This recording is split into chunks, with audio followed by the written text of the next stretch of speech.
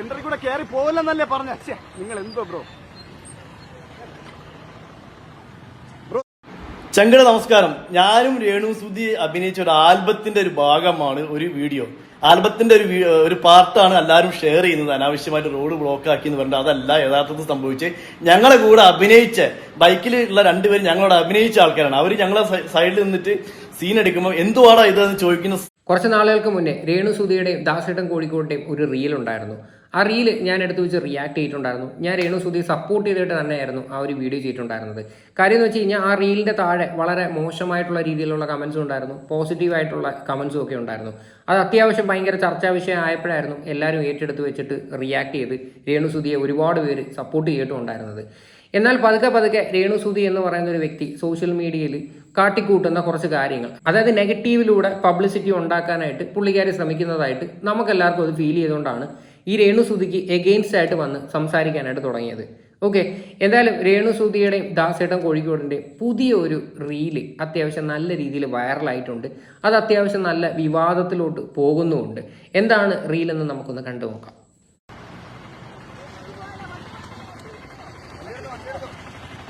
സെന്ററിൽ കൂടെ കയറി പോവില്ലെന്നല്ലേ പറഞ്ഞ. നിങ്ങൾ എന്തോ ബ്രോ. അപ്പോൾ ഇതായിരുന്നു ആ ഒരു വീഡിയോ. ഇതൊരു ആൽബം ഷൂട്ടിങ്ങിൻ്റെ ഇടയിലെങ്ങാണ്ട് ഉള്ള ഒരു ചെറിയൊരു സീനാണ്. അതിനകത്ത് ആ ബൈക്കിൽ പോകുന്നവർ വരെ എന്തൊക്കെ തെറിയൊക്കെ പറയുന്നുണ്ട്. ശരിക്കും പറഞ്ഞാൽ ഇതൊക്കെ ഒരു പ്ലാൻഡ് ആയിട്ടുള്ള ഒരു ഷൂട്ടാണ്. അതായത് അവരുടെ കൂടെ അഭിനയിക്കുന്ന ആൾക്കാർ തന്നെ എങ്ങാണ്ടാണ് ആ ബൈക്കിൽ പോയിട്ടുണ്ടായിരുന്നത്. ഇനിയിപ്പോൾ എന്ത് തന്നെയാണെന്ന് പറഞ്ഞാലും ഇത് ശരിയുള്ളൊരു ഏർപ്പാടാണ്. അതായത് ഗതാഗത തടസ്സം ഉണ്ടാക്കിയിട്ടാണ് ഇങ്ങനെയുള്ളൊരു പരിപാടി ചെയ്യുന്നത്. ശരിക്കും പറഞ്ഞാൽ ഇത് ഇവരുടെ പേരിൽ കേസെടുക്കാൻ പറ്റുന്ന ഒരു കാര്യമാണ്. സോ ഇമാതിരി കാര്യങ്ങളൊക്കെ നിങ്ങൾക്ക് കാണിക്കണമെങ്കിൽ നിങ്ങൾ ട്രാഫിക് ബ്ലോക്ക് ആക്കിയിട്ടല്ല കാണിക്കേണ്ടത്. അതിന് പ്രത്യേകിച്ച് വേറെ സ്ഥലവും കാര്യങ്ങളൊക്കെ സെറ്റ് ചെയ്തിട്ട് നിങ്ങൾ ഷൂട്ട് ചെയ്യുന്നതായിരിക്കും നല്ലത്. സോ ഇങ്ങനെയൊക്കെയുള്ള ഒരു പരിപാടികൾ കാണിച്ചു കഴിഞ്ഞാൽ ഒരിക്കലും നമുക്ക് അംഗീകരിക്കാനായിട്ട് പറ്റത്തില്ല. റീച്ചിന് വേണ്ടി നമ്മൾ എന്തും കാണിക്കുന്നതിലുള്ളൊരു പരിപാടി ഉണ്ടല്ലോ, അതത്ര ശരിയുള്ളൊരു ഏർപ്പാടല്ല. അത് മാത്രമല്ല, ഇതൊരു ആൽബം ഷൂട്ടിംഗ് ആണ്. ആ ആൽബം ഷൂട്ടിങ്ങിൻ്റെ ഇടയിലുള്ള ഒരു 12 സെക്കൻഡ് സാധനം മാത്രമാണ് ഇതിപ്പോൾ വെളിയിൽ വന്നിരിക്കുന്നത്. കാര്യം എന്തുകൊണ്ട് ഈ ഒരു സാധനം മാത്രം എടുത്ത് വെളിയിലിട്ട് അത്യാവശ്യം നല്ല വിവാദമാകും, അത്യാവശ്യം നല്ല ചർച്ചാ വിഷയം ആകുമെന്ന് വെച്ചുകൊണ്ട് തന്നെയായിരിക്കും ഇത് മേ ബി എടുത്ത് പുറത്തിട്ടത്.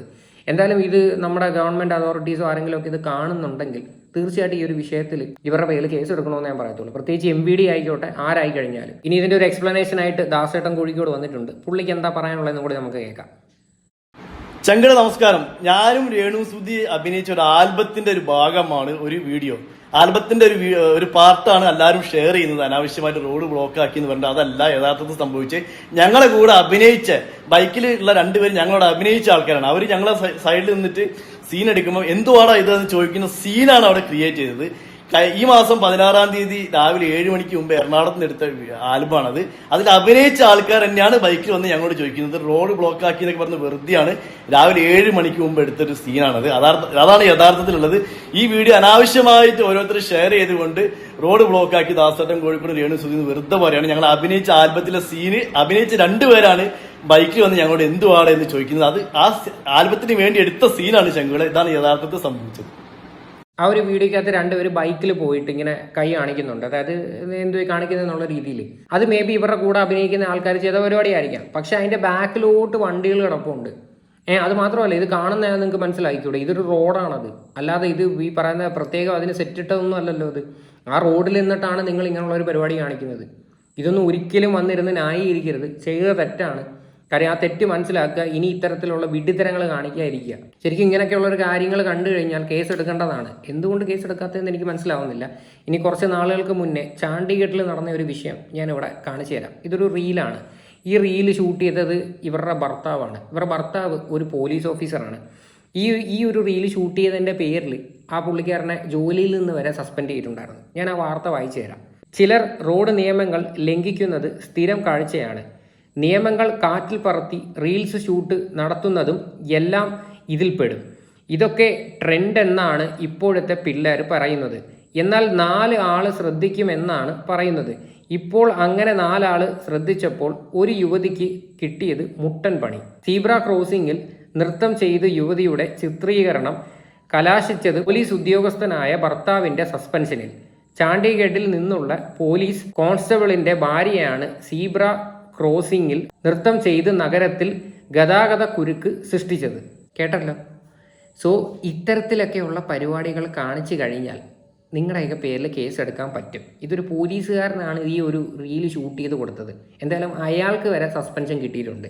സോ ഇമാതിരി കോപ്രായങ്ങളൊക്കെ വന്നിരുന്ന് കാണിക്കുന്നതിന് മുന്നേ ഇത് ഈ നിയമത്തെ പറ്റിയിട്ടൊക്കെ അത്യാവശ്യം ഒന്ന് പഠിച്ചു കഴിഞ്ഞാൽ നല്ലതായിരിക്കും. പ്രത്യേകിച്ച് ദാസേട്ടൻ കോഴിക്കോട് എന്ന് പറയുന്ന ഒരു വ്യക്തി എനിക്ക് തോന്നുന്നു ഗവൺമെൻറ് ജോലിക്കാരനാണ്. പുള്ളിക്കാരന് പോലും യാതൊരു ബോധമില്ലേന്നാണ് ഞാനിരുന്ന് ആലോചിക്കുന്നത്. എന്നിട്ട് വന്നിരുന്ന് ന്യായീകരിക്കുന്ന കണ്ടില്ലേ, ഞങ്ങളെല്ലാം ഒരുമിച്ച് അഭിനയിക്കുന്ന ആൾക്കാരാണ്, ഞങ്ങളുടെ ഷൂട്ടിനിടയിലുള്ള സാധനമാണ് എന്ന്. ശരിക്കും നടു റോഡിൽ നിന്നിട്ടാണ് നിങ്ങൾ ഈ പരിപാടി കാണിക്കുന്നത്. ഞാൻ ഈ ഒരു വീഡിയോയുടെ താഴെ വന്ന കമൻസ് ഞാൻ ഇവിടെ സൈഡിൽ വയ്ക്കാം. നിങ്ങളായിട്ട് തന്നെ വായിച്ചോ, ഞാനായിട്ട് വായിക്കുന്നില്ല. സമയമെടുത്ത് വായിച്ചാൽ മതി. ഇതിനകത്ത് എവിടെയെങ്കിലും ഒരു പോസിറ്റീവ് കമൻ്റ് ഉണ്ടോ?